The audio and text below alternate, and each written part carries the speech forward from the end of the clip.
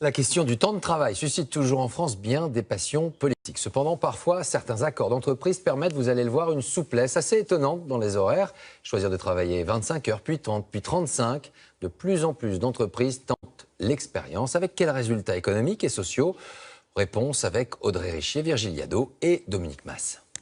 Plus de 1000 km de là à Nice, instant de partage au petit déjeuner pour Marilyn Burged et ses enfants. C'était mieux cette nuit que les autres nuits. Oui. Oh, t'as toussé. Cette mère de famille travaille, mais en cette période de vacances scolaires, elle a adapté ses horaires pour prendre du temps avec les siens. Ouais, j'ai fait 9h, 15h30. Et comme ça, après, je les rejoins pour faire les sorties. On peut plus parler.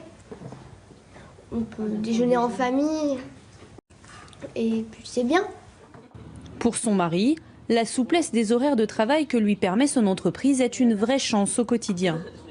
Ça nous permet de modeler et d'avoir toujours une présence adulte avec les enfants. Aller chercher les enfants à l'école, faire les devoirs, les ramener, ainsi de suite. À tout à l'heure, mon gars.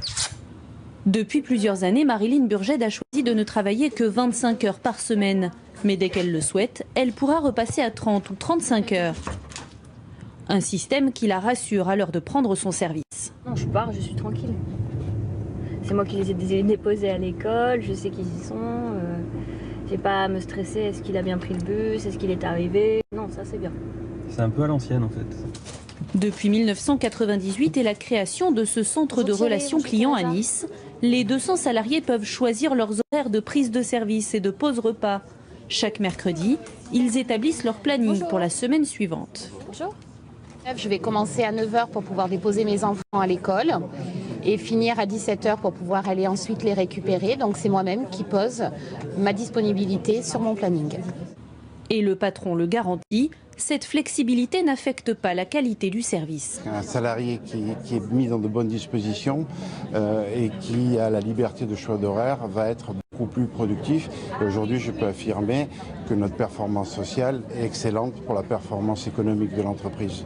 Être sensible au bien-être de ses salariés, une logique rentable pour ces deux entreprises.